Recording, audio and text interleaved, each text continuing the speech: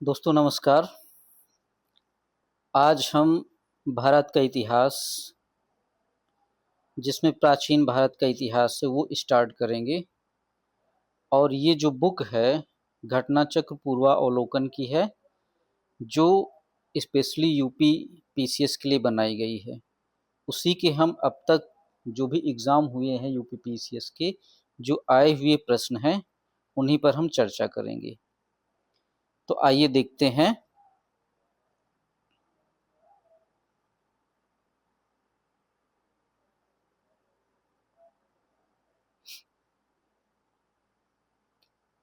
तो सबसे पहले हमारा टॉपिक है पाषाण काल। तो पाषाण काल में सबसे पहला प्रश्न है, रॉबर्ट ब्रूस फूट थे। ठीक है, तो रॉबर्ट ब्रूस फूट थे, एक कौन थे ये? भूगर्भ वैज्ञानिक थे और साथ में पुरातत्वविद भी थे। अब इसका अगर हम डिस्क्रिप्शंस पढ़ें तो इंसाइक्लोपीडिया ब्रिटानिका के अनुसार रॉबर्ट ब्रूस फूट ब्रिटिश भूगर्भ वैज्ञानिक और पुरातत्वविद थे, जिसे जियोलॉजिकल सर्वे से संबद्ध रॉबर्ट ब्रूस फूट ने 1863 ईस्वी में भारत में पाषाणकालीन बस्तियों के अन्वेषण की शुरुआत की। अतः स्पष्ट है कि इस प्रश्न का विकल्प ए और बी दोनों है। ठीक है, तो रॉबर्ट ब्रूस फूट कौन थे? ये एक भूगर्भ वैज्ञानिक थे, साथ में पुरातत्वविद भी थे। अगला प्रश्न हमारा है, कोपेनहेगन संग्रहालय की सामग्री से पाषाण, कांस्य और लौह युग का त्रियुगीय विभाजन किया था। तो त्रियुगीय विभाजन किसने किया था? थॉमसन ने। अब इसका डिस्क्रिप्शन हम देखते हैं। डेनमार्क के कोपेनहेगन संग्रहालय की सामग्री के अनुसार पाषाण, कांस्य और लौह युग का त्रियुगीय विभाजन क्रिश्चियन जर्गेनसेन थॉमसन ने किया था। किसने किया था? Christian Jurgensen Thomsen. हमारा अगला प्रश्न है, सूची को मिलाना है। ठीक है, तो यहाँ पे कुछ पुरातात्विक स्थल दिए गए हैं और वर्तमान स्थान दिए गए हैं। तो अगर हम नेवासा की बात करें तो ये कहाँ पे है? महाराष्ट्र में है। ईसमपुर की हम बात करें तो ये कहाँ पे है? कर्नाटक में है। डीडवाना की अगर हम बात करें तो डीडवाना कहाँ पे है? राजस्थान में। गुड़ियाम गुफा, ठीक है, गुड़ियाम गुफा की हम बात करें तो ये कहाँ पे है? तमिलनाडु में है। ठीक है, अगला प्रश्न हम देखते हैं।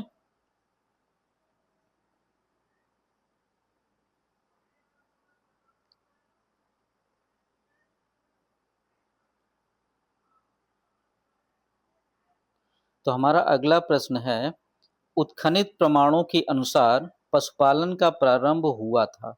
तो पशुपालन का प्रारंभ कब हुआ था? मध्य पाषाण काल में। ठीक है, कब हुआ था? मध्य पाषाण काल में।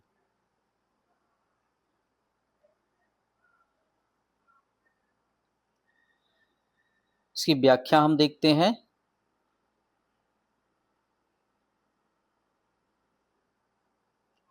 तो इसकी व्याख्या है, मध्य पाषाण काल के अंतिम चरण में पशुपालन के साक्ष्य प्राप्त होने लगते हैं। ऐसे पशुपालन के साक्ष्य भारत में आदमगढ़, नर्मदापुरम, जिसका पूर्व नाम है, ठीक, होशंगाबाद, जिसका पहले क्या नाम है? होशंगाबाद, मध्य प्रदेश, तथा बागौर, भीलवाड़ा, राजस्थान से मिलते हैं। ठीक है, तो दो जगह हैं, एक आदमगढ़ है, ठीक है, एक आदमगढ़ है मध्य पाषाण काल का, और एक दूसरा क्या है? बागौर, भीलवाड़ा, राजस्थान। अगला प्रश्न हम देखते हैं। अगला प्रश्न हमारा है, निम्नलिखित में से किन स्थानों में मध्य पाषाण काल में पशुपालन के प्रमाण मिलते हैं? तो पशुपालन के प्रमाण हमें कहाँ से मिले हैं? बागौर एवं आदमगढ़ से। फिर पांचवा प्रश्न, निम्नलिखित मध्य पाषाण स्थलों को भौगोलिक दिशा से पश्चिम से पूर्व के क्रम में व्यवस्थित करें। तो हमें कैसे करना है? पश्चिम से पूर्व, ठीक है, वेस्ट टू ईस्ट। तो सबसे पहले अगर हम बात करें तो सबसे पहले हमारा क्या है, महदहा है, फिर हमारा क्या है, लिखैया है, फिर हमारा पैसरा है, फिर बीरभानपुर। ठीक है, इस प्रश्न की व्याख्या देखते हैं। भौगोलिक दृष्टि से पश्चिम से पूर्व के क्रम में मध्य पाषाणिक स्थल हैं महदहा प्रतापगढ़ उत्तर प्रदेश, लिखैया मिर्जापुर उत्तर प्रदेश, पैसरा बिहार, बीरभानपुर पश्चिम बंगाल। ठीक है, आगे देखते हैं। तो हमारा छठा प्रश्न है, निम्नलिखित में से किस स्थल से हड्डी के उपकरण प्राप्त हुए हैं? तो हड्डी के उपकरण कहाँ से प्राप्त हुए हैं? महदहा और सराय नाहर राय से। इसकी व्याख्या देखते हैं। मध्य पाषाण कालीन महदहा उत्तर प्रदेश के प्रतापगढ़ जिले में स्थित से बड़ी मात्रा में हड्डी एवं सींग निर्मित उपकरण प्राप्त हुए हैं। जी.आर. शर्मा महदहा में 3 क्षेत्रों का उल्लेख करते हैं, जो झील क्षेत्र बूचड़खाना, संकुल क्षेत्र एवं कब्रिस्तान निवास क्षेत्र में बटा है। बूचड़खाना संकुल क्षेत्र से ही हड्डी एवं सींग निर्मित उपकरण प्राप्त हुए हैं, साथ ही आभूषण बड़े पैमाने पर पाए गए हैं। सराय नाहर राय से भी अल्प मात्रा में हड्डी के उपकरण मिले हैं। अब अगला प्रश्न हमारा है, एक ही कब्र से 3 मानव कंकाल, तो ये कहाँ से मिले हैं? ये दमदमा से मिले हैं। एक ही कब्र से 3 मानव कंकाल दमदमा से मिले हैं। इसकी व्याख्या हम देखते हैं। तो व्याख्या है, मध्य गंगा घाटी के प्रतापगढ़ जिले में स्थित सराय नाहर राय महदहा तथा दमदमा का उत्खनन हुआ। दमदमा के लगातार 5 वर्षों तक किए गए उत्खनन के फलस्वरूप पश्चिम तथा मध्यवर्ती क्षेत्रों से कुल मिलाकर 41 समाधान प्राप्त हुए हैं। इन समाधानों में 5 समाधान युग्म समाधान हैं, मतलब वो जोड़े मिले हैं। एक समाधान में 3 मानव कंकाल एक साथ दफनाए हैं। शेष समाधानों में एक एक कंकाल मिले हैं। ठीक है, तो कुल हमें कितने मिले हैं? 41, जिसमें से 5 क्या हैं? जोड़े में हैं, और एक क्या है? केवल इसमें 3 लोग हैं। बाकी सारे कैसे हैं? एक एक एक। ठीक, अगला प्रश्न हमारा, खाद्यान्नों की कृषि सर्वप्रथम प्रारंभ हुई थी।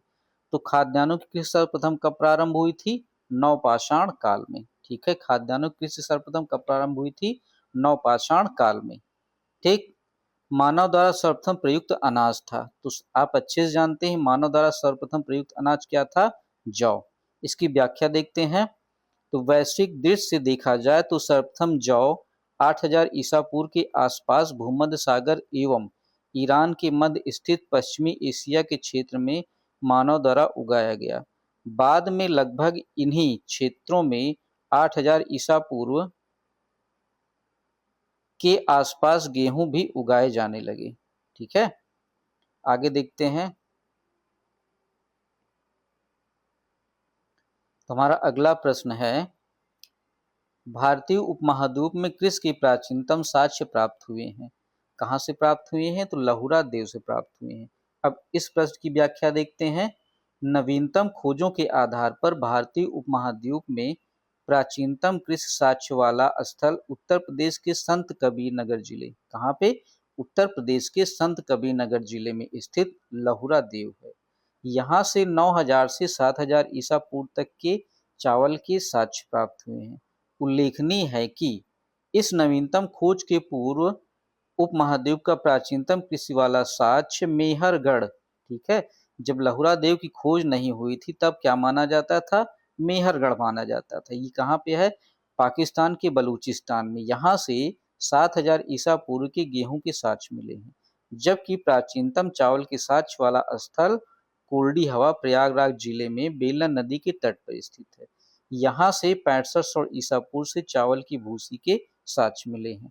माना जाता है कि उपरोक्त संदर्भ में यदि विकल्प में लहुरा देव रहता है तो उपयुक्त विकल्प वही होगा, लेकिन लहुरा देव के विकल्प न होने की स्थिति में पहले की भांति, ठीक है, मेहरगढ़ या फिर कोल्डी हवा आंसर होगा। ठीक, अगला प्रश्न हम देखते हैं। उस स्थल का नाम बताइए जहां से प्राचीनतम अस्थायी जीवन के प्रमाण मिले हैं। तो प्राचीनतम अस्थायी जीवन के प्रमाण कहाँ से मिले हैं? मेहरगढ़ से मिले हैं। इस प्रश्न की व्याख्या देखते हैं।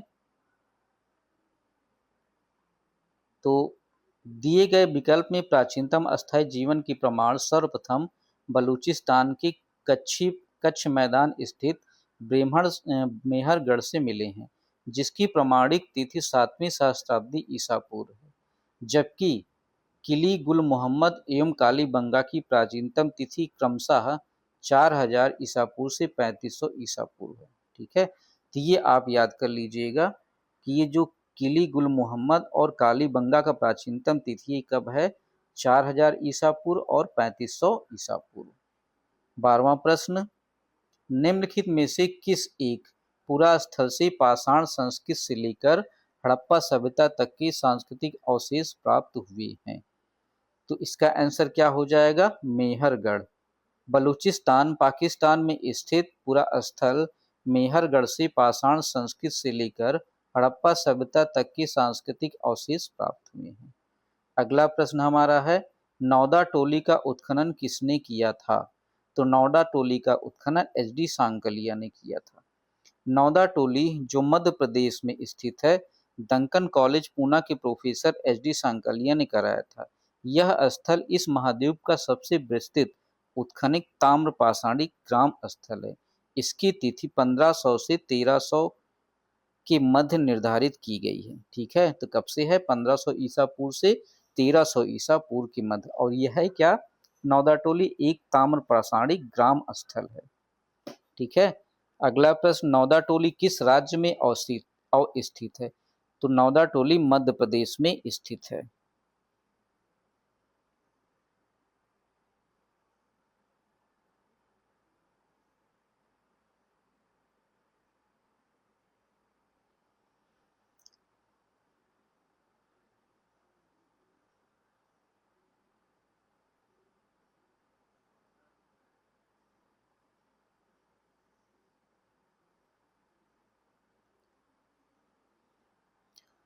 अगला प्रश्न हमारा क्या है?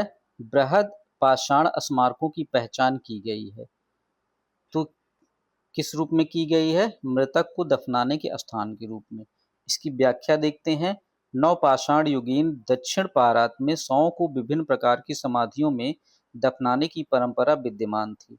इन समाधियों को, जो विशाल पाषाण खंडों से निर्मित है, बृहद पाषाण या मोगालिथ के नाम से जाना जाता है।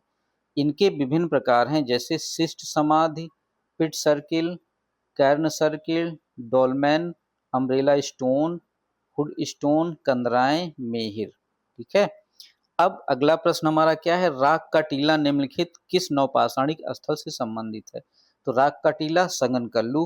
ठीक है, कर्नाटक में मैसूर के पास बेल्लारी जनपद में स्थित संगनकल्लू नामक नवपाषाण कालीन स्थल से राख के टीले प्राप्त हुए हैं। ठीक है, तो राग का टीला कहाँ से मिला है?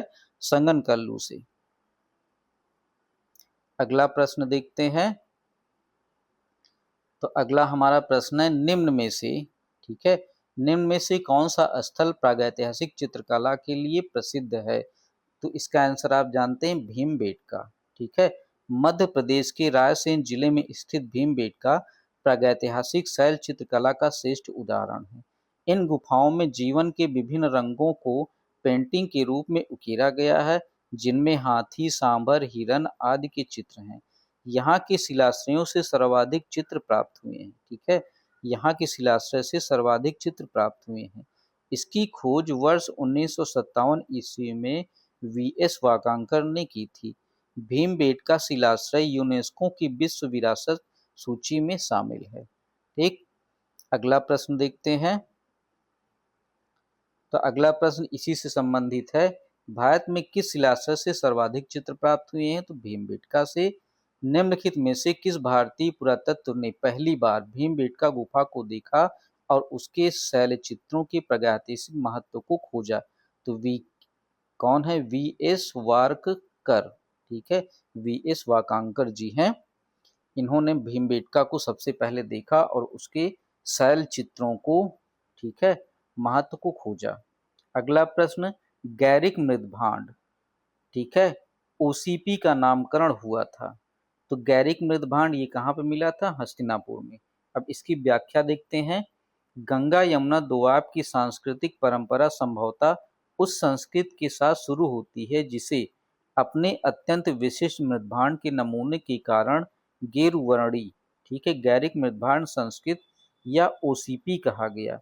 वीवी लाल के निर्देशन में 1950 से 52 ईस्वी के दौरान हस्तिनापुर में हुए उत्खनन में सर्वप्रथम गैरिक मृदभांड प्राप्त हुए थे और वहीं इसका नामकरण हुआ था। ठीक।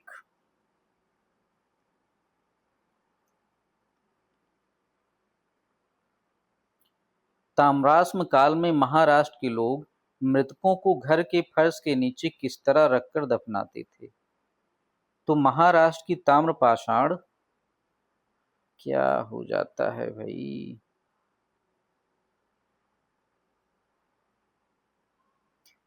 महाराष्ट्र की ताम्रपाषाण कालीन संस्कृत जोरवे संस्कृत, ठीक है। महाराष्ट्र की ताम्रपाषाणिक संस्कृत कौन सी? जोरवे संस्कृत के निवासात दायमाबाद, कोटे, चंदौली, इनाम गांव आदि पुरा स्थलों में घरों के मृतकों के अस्थि कलश में रखकर उत्तर से दक्षिण स्थित में घरों के फर्श के नीचे दफनाए जाने के साक्ष्य मिले हैं। कब्र में मिट्टी की हड्डियां और तांबे की कुछ वस्तुएं भी रखी जाती थी। अगला प्रश्न, निम्नलिखित में से किस स्थल से मानव कंकाल के साथ कुत्ते का कंकाल भी सावधान से प्राप्त हुआ है? तो बुर्ज होम, इसका जवाब क्या होगा? बुर्ज होम। जम्मू एवं कश्मीर में श्रीनगर के निकट उत्तर पश्चिम में स्थित बुर्ज होम से नवपाषाणिक अवस्था में मानव कंकाल के साथ कुत्ते का कंकाल भी सावधान से प्राप्त हुआ है। गर्तावास, जिसे गड्ढों वाले घर भी यहाँ पे प्रमुख रूप से विशेष रूप से पाए गए हैं। अगला प्रश्न, गर्त आवास के साक्ष्य प्राप्त हुए हैं, ये कहाँ से प्राप्त हुए हैं? बुर्ज होम से। विंध्य क्षेत्र के किस शिलाश्रय से सर्वाधिक मानव कंकाल मिले हैं? तो सर्वाधिक कंकाल मानव कहाँ से मिले हैं? लिखहिया से। Doctor JN. पांडे की पुस्तक पुरातत्व विमर्श के अनुसार विंध्य क्षेत्र के लिखहिया के शिलाश्रय संख्या में 1 से मध्य पाषाणिक लघु पाषाण उपकरणों के अतिरिक्त 17 मानव कंकाल प्राप्त हुए हैं, जिनमें से कुछ सुरक्षित हालत में हैं तथा अधिकांश छत बिछत अवस्था में प्राप्त हुए हैं। अमेरिका के ओरेगॉन विश्वविद्यालय के जॉन आर लुकास के अनुसार लिखइया में कुल 27 मानव कंकाल का अस्तित्व मिले है। कितने हैं? ठीक है, 27 लुकास के अनुसार। ठीक है, और डॉक्टर जे.एन. पांडे के अनुसार कितने मिले हैं? 17। अगला प्रश्न है हमारा, नीचे दो कथन दिए गए हैं, एक को अभिकथन ए तथा दूसरे को कारण आर कहा जाता है। तो अभिकथन क्या है? विंध्य क्षेत्र के पाषाण युगीन लोगों ने नूतन भूतल काल के अंत में गंगा घाटी में प्रव्रजन किया। ठीक, जलवायु परिवर्तन के कारण इस काल में शुष्कता का चरण था। तो अब यहाँ पे आप देखिए तो ए और आर दोनों सही हैं, और जो आर है वो ए की स्पष्ट व्याख्या करता है। तो इसकी व्याख्या क्या है? जी.आर. शर्मा ने सराय नाहर राय से खुदाई के बाद यह अवधारणा दी कि नूतन भूतल काल के अंत में सूखे के कारण विंध्य क्षेत्र में भोजन की कमी होने पर लोगों ने गंगा घाटी में प्रव्रजन किया था। ठीक है, तो ये हमारे पाषाण काल के अब तक के आए हुए प्रश्न थे। अब अगला हमारा जो टॉपिक है सिंधु सभ्यता, जिसको हम अगले वीडियो में देखेंगे। आज के लिए इतना ही रखते हैं। बहुत बहुत धन्यवाद। वीडियो को लाइक करिए, दोस्तों के साथ शेयर करिए और सब्सक्राइब करिए। नमस्कार।